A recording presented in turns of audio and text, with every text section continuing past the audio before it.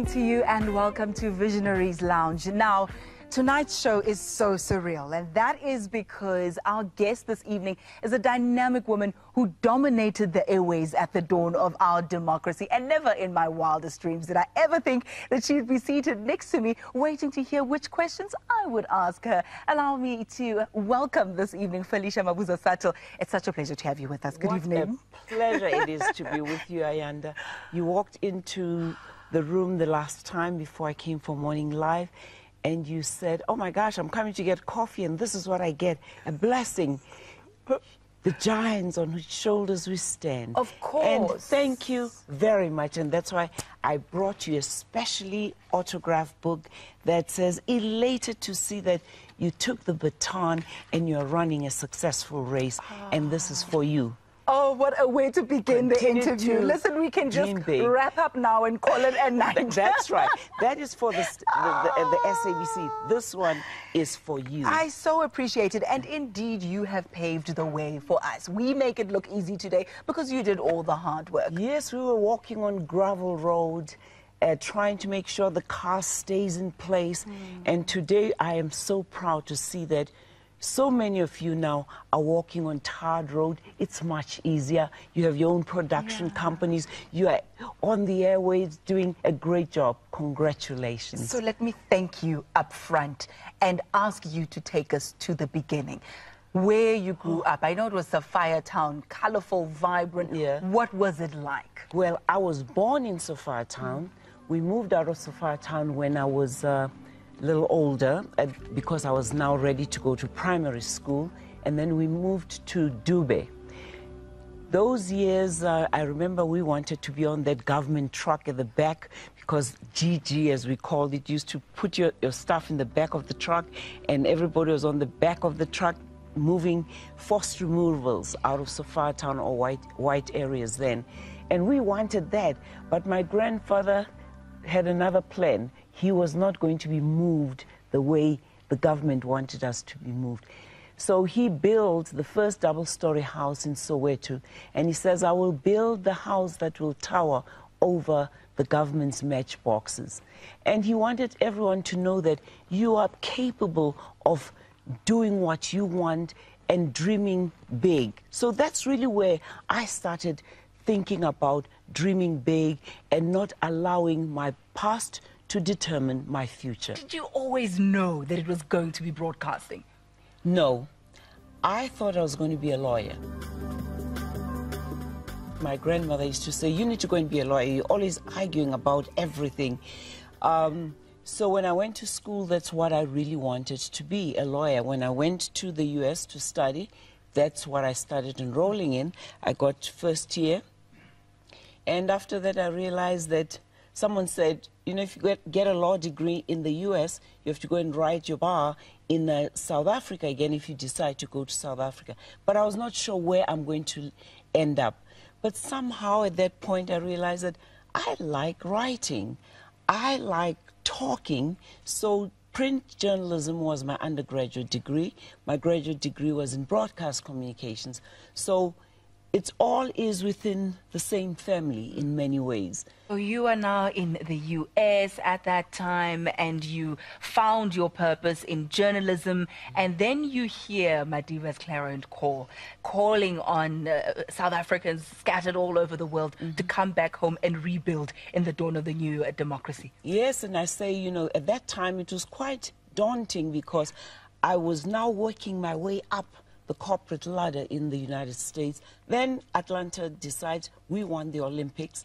I'm on the same team that sent to Barcelona. This girl from the dusty, daring, dangerous streets of Soweto being sent to Barcelona with this delegation to figure out the Olympics in Barcelona and what we are going to do in Atlanta. 1992, here comes Madiba. Everybody in the streets, I'm getting goosebumps thinking about it. Everybody in the streets out to see this legend. Wow. Everything was just happening at that time. And is this also roundabout where you met your hubby? I'll tell you where I met him. Oh, that is coming later. And it's quite an interesting story. But anyway, then Madiba makes the clarion call. I sat there And I said, he is talking to me. When he said, all South Africans living abroad, come back home, come and help serve your country.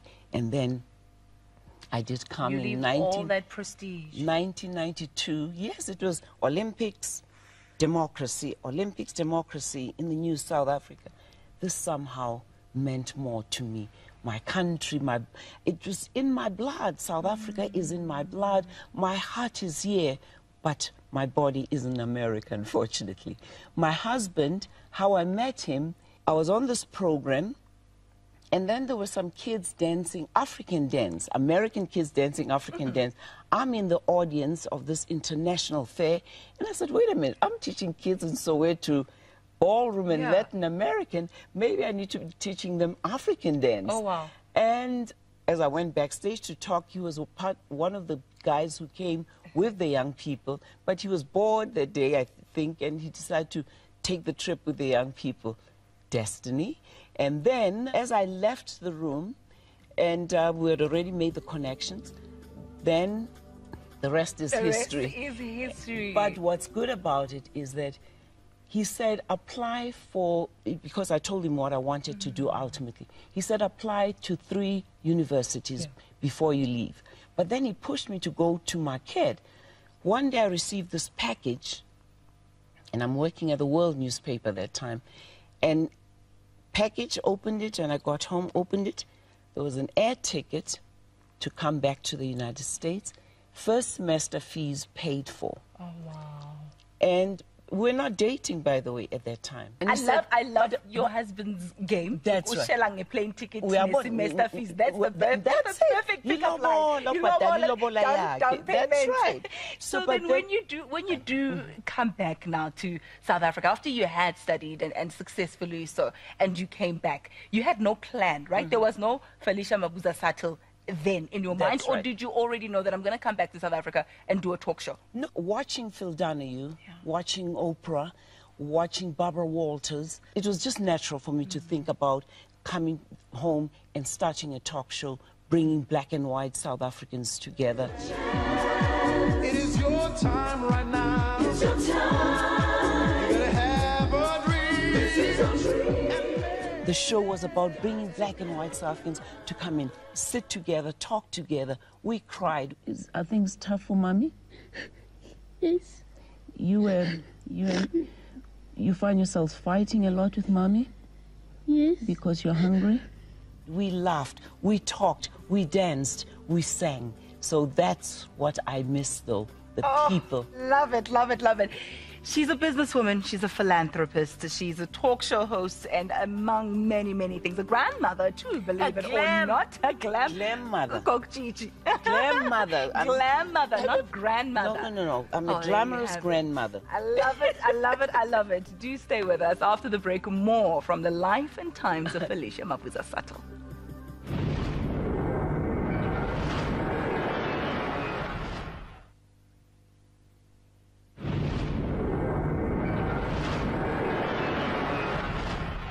Welcome back. Thanks again for joining us. We continue our discussion with our visionary for this evening, Felicia Mabuza-Suttle.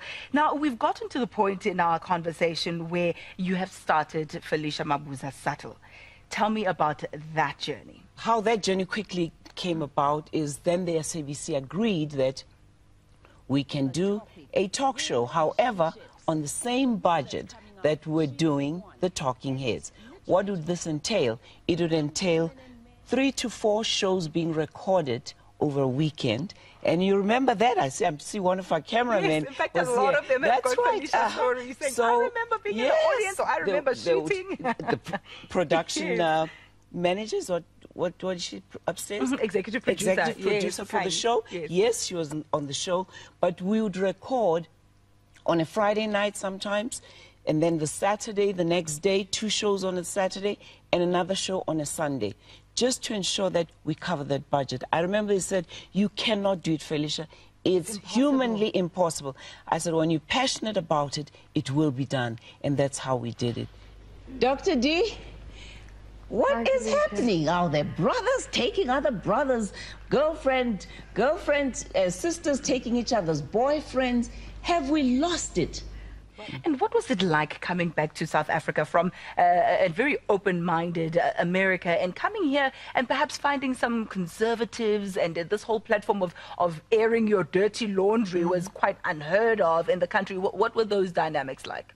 It was tough because I think I was misunderstood, misperceived in many ways. My good intentions were completely distorted in many ways. The show started off as a political show after 1994. Good evening. Tonight we commemorate June 16, 1976, exactly 21 years after the event. Is South Africa coming of age, or do we still have a long way to go since then? I always say that I came back thinking that the country will accept what we're about to do, bringing us all together to talk. White men looked at me on the, as we sat at the corporate tables there. Who is this aggressive American woman coming to tell us what to do? The media was harsh too. And then I thought, okay, black men are going to accept me. No, it was, who in the hell is she coming to challenge topics of our customs of ulobala, patriarchy? But it was not me. Polygamy, it was not me. It was the people. I was giving the people a platform to talk. In fact, one of them last night said, yeah, the third one was, who in the hell is she leaving us black men here and going to marry one in America? I said, oh, I didn't think about that one. Deep. So she said, so that there were too many levels. And then the final one, I said, okay, black women are going to accept me. Surely. Oh my gosh, they were harsher on me, especially professional black women. And I don't think we understand that as you rise, you raise another woman. It is important that we understand that when you said what you said to me, it made me feel I need to go and reach out to another young person. Do you think that perhaps as much as it was what we needed as a country, we were not quite ready for it? No, well, I always receive those emails. In fact, someone even said on Twitter, you are ahead of your times. But pioneers will always be knocked down. And I'm not calling myself a pioneer in an arrogant sense, but I came with something that I felt we needed as South Africa. That is communication. We needed to talk. Men are from Mars, women from Venus. Talks about how we obviously feel that men and women should be the same, and that's where it all starts. Men and women are not the same. Talk to me now about how you decided to branch into business. One day there were these three gentlemen sitting at the gazebo in Sandton, huddled around this piece of paper. And as we walked out, I said to my husband, I'm going to flirt with them. And then my husband said, okay. And then I went, and I went up to them. I said, whatever you are doing, it will not work without a woman. The next thing, 2 weeks later, I got a call from Dabanzele saying, listen, and Peter Vondla then was still with Pamotse, saying, listen, we're starting Pamotse and we'd like you to be part of it. You're right, it will not work without a woman. And that's how we started. I was one of the founding members of Pamotse and still am at Pamotse. And I'm proud to see what legacy that company is going to be leaving for our country. At the height of your success, what was going on in your mind? At the height of my success was my family, because they were 8,000 miles away and I was alone here. At the height of my success was the guilt that I was feeling as a woman. We've been able to survive. Our separation situation is that we had a strong base earlier. We've been married before we left, almost, 15 years before Felicia left to come here. So we had a solid base there already. The day I was ultimately affirmed that I was doing the right thing was when my family came here. 6 months later, after I was here, I'd not seen my family for 6 months. And my husband heard people talking. My daughters were hearing people talking. People coming up to me saying, you've touched my life. You've changed my life. This is what has happened. This. My husband said, that's when I really forgave you for having taken that giant step away from us. I understood. You know, we have to understand that sometimes there's a mission that God has put you on this world for. But you got to look at the big picture down the road all the time. You got to be supportive of each other. I know that God is looking down upon me on this earth and saying, girl, you're doing what I asked you to do. And that's a great way to go to bed. I just read nothing but positive motivational letters from my fans, people who really appreciate and know what I'm trying to do and understand it. I stay away from the skeptics and those with negative messages. I really do I do very well. Life is too short, Tracy, to allow yourself to have negative people around you. And that's why I'm on preferment right now. Oh yes, not retirement. No. Preferment. I do only what I prefer to do. Love these and that's why I prefer to be with you today and the lovely audience of South Africa. Isn't that the truth? Well, your career and how it blossomed is where we're going to wrap up, at least just for now, because when we come back, I want to find out what Felicia is up to right now and what the future has in store for you now that you're on preferment. Preferment. Not retirement. No. More in just a moment. Stay with us.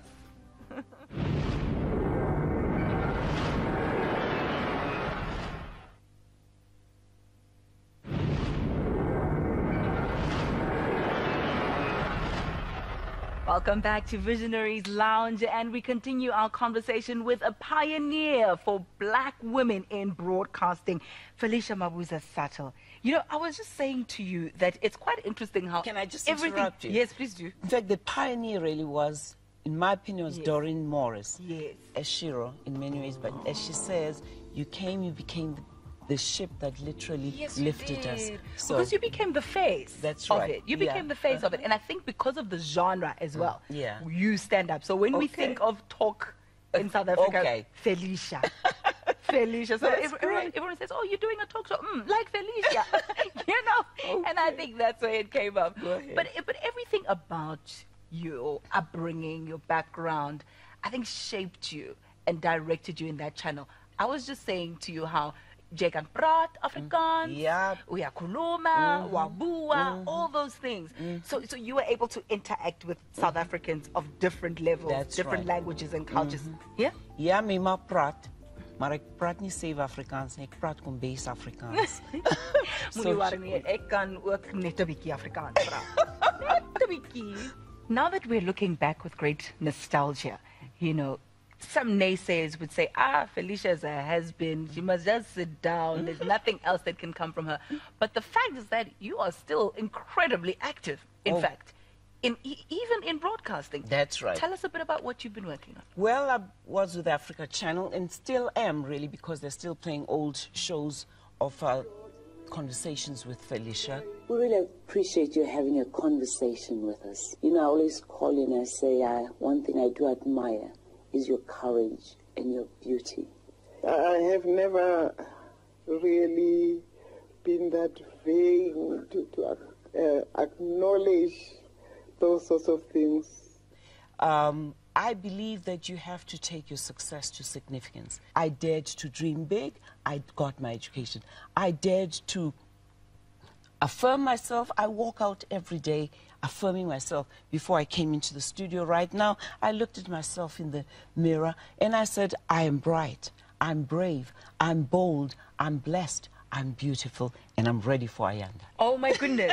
And you need to teach me that before we go so that I can also affirm myself. Yes, my two-year-old does it. Says it already? Yes, she does. I'm bright, I'm brave, I'm bold, I'm blessed, I'm beautiful. I love That's it. If you feel good about yourself, you can accomplish anything. Walk with a smile. I don't understand why we have this angry look on our faces half the time.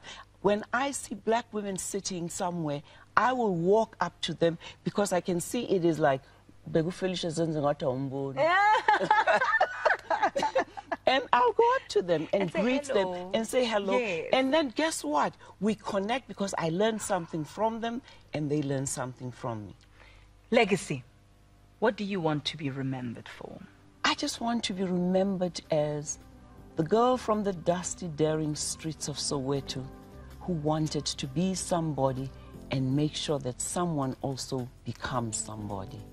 Taking a look at your family, you spoke about your granddaughter. Now, your daughters are actually doing tremendously well in their own right.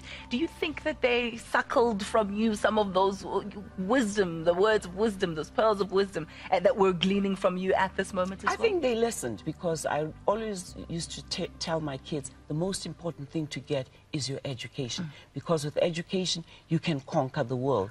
Now that all has been said and done and your work still continues, what's on your bucket list? What do you still hope to achieve that you possibly haven't already?